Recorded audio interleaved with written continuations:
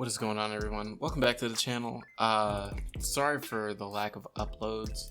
Just been kind of busy chasing around a 1-year-old and just random shit that keeps popping up. But without further ado, in today's video we're going to be looking at my top 5 favorite loadouts for Call of Duty Warzone, why I like them so much, and just a little bit of gameplay from a few of these classes. A lot of them involve snipers, but there are some SMGs, some assault rifles that I'll show you if you stick around to the end of the video.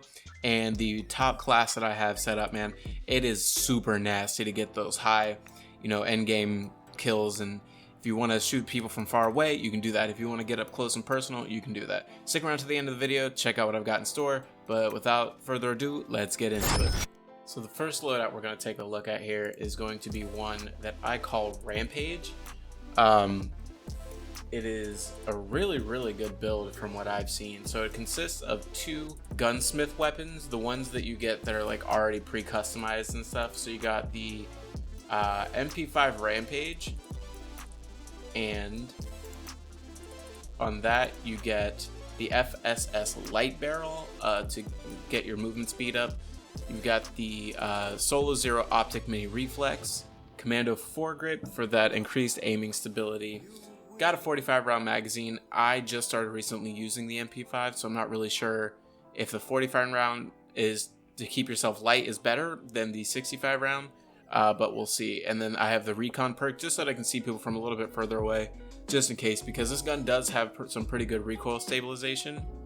It's just you have to stay on target, and if they're farther away than normal, you would want to be able to pick them off pretty easily. Next up, we're going to look at the M4A1 white noise. And this has the monolithic suppressor to keep your damage suppressed range up. The Corp Combat Hollow Sight, Singard Arms Invader, which if you look at it, it says aim plus aim walk movement speed minus the aiming stability. Aluminum core synthetic stock designed for agility when aiming down sights. So this is for those longer range engagements. Commando foregrip, 60 round mags, keeps it nice and clean. Digging the white skin, German flag with a nice accent there. Super nice build. And then for perks, we've got Cold Blooded. Secondary perk, we have Overkill, and your tertiary perk is going to be amped for that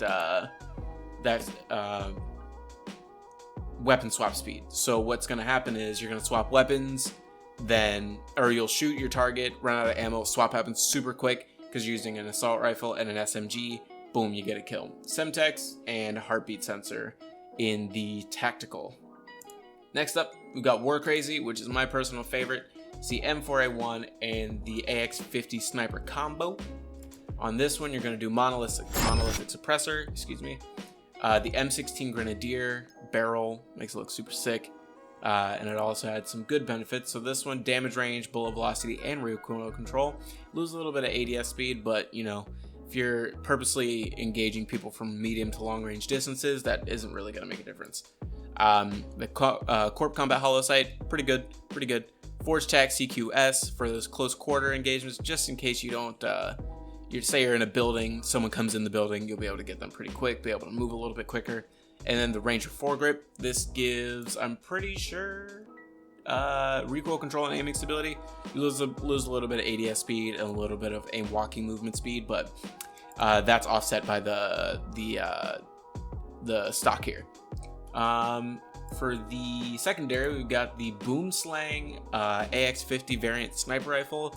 I'm actually going to change this thermal sight to the variable zoom scope, and I'll tell you why. Thermal sights for me don't really, and like I said, this is just for me, they don't really I can't really get the target just right if I'm shooting at like super far distances, so I like to keep it nice and clean, be able to see my surroundings just in case somebody third parties, we can get it going. But I got the tac laser on that, variable zoom scope, like I said, Singard Arms Marksman, that gives you aiming stability.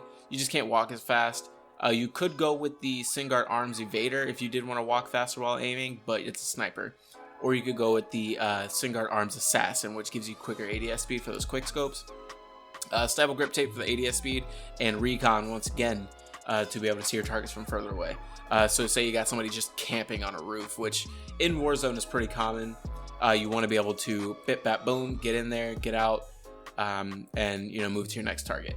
Again, cold-blooded, overkill, tracker this time, because we are using a sniper, and you can see their footsteps from pretty far away if you have a sniper scope on your weapon.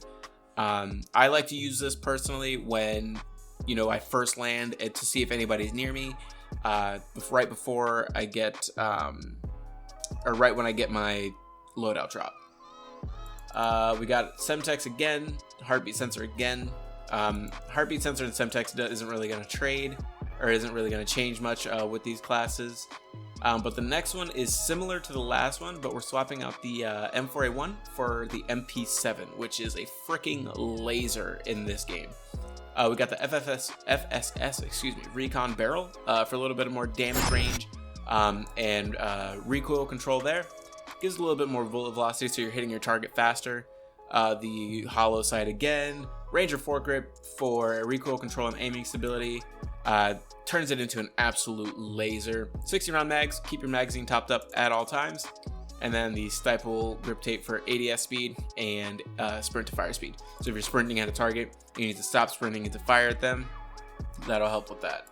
Then we got the HDR. We're going to use the Hadir's right hand variant with the TAC suppressor, the 26.9 inch HDR Pro barrel, variable zoom, the FTAC champion stock with the, again, recon perk there. Super reliable sniper rifle. You don't really lose much with the TAC suppressor. Once you unlock the monolithic suppressor, I would swap it out for that one, but the TAC suppress is more than enough than you need for this one. Got cold-blooded, tracker, overkill again. Actually, we're gonna trade out tracker for amped. No, we're not. Yeah, that should be fine. Semtex and heartbeat sensor again. And then we have what I like to call Dante's Inferno, which is almost the exact same thing as the last class, which is in cold blood.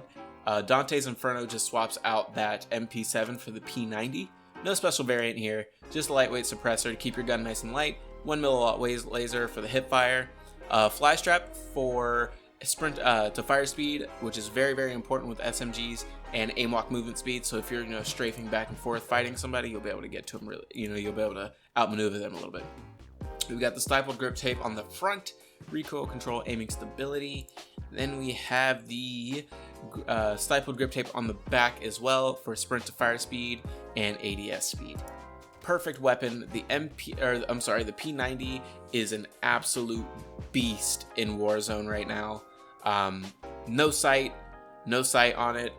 You don't really need one. The iron sight is actually very good on this weapon. Nice and short. From end to end, it doesn't skew your view too much. And if you play with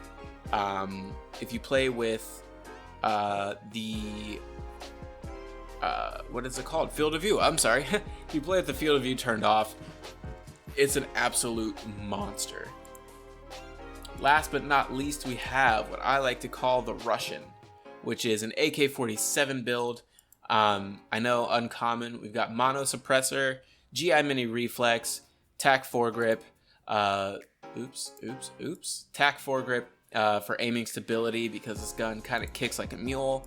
Stippled grip tape, ADS speed, sprint to fire speed, and we have fully loaded, so we're maxed out on ammunition as soon as we get it. And then with that, we're gonna run the Stygian, however you say that, P90 variant. We're gonna do compensator, comes on it. The Forge TAC retribution comes on it. Swap out the rear grip for Stippled grip tape, run fully loaded, and change out the Forge TAC CQB for the fly strap stock, and you should be rocking and rolling. This setup on this weapon, twice as deadly as the previous one that I just mentioned. We're running cold-blooded and amp for that quick, the quick weapon swap and staying out of sight of those daggone thermal sights. Lethal is going to be Semtex, heartbeat sensor again. And again, if you have any other questions about these, please sure to leave them in the comments. I'll have a little bit of gameplay at the end here for you guys, just to kind of check out what we're dealing with somewhat with a couple of these weapons here. And yeah, leave your favorite loadout down below. What do you guys? How are you guys liking Warzone? I know it's been out for a while now already, but I know I have friends who have mixed feelings about it. If you guys are digging it, if that's all you really play, please let me know down in the comments down below. With all that said and done, I hope you guys have a great day. Sorry about my fumbling speech today, and I'm really tired. Spent all night working on Minecraft stuff, so yeah. Peace.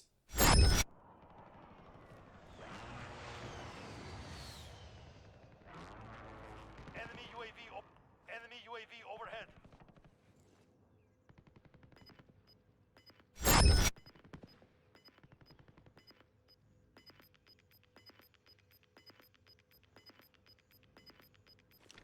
Gas is closing in. Grid is marked. Call for fire. This is Striker 3-1. Good copy. Strike inbound.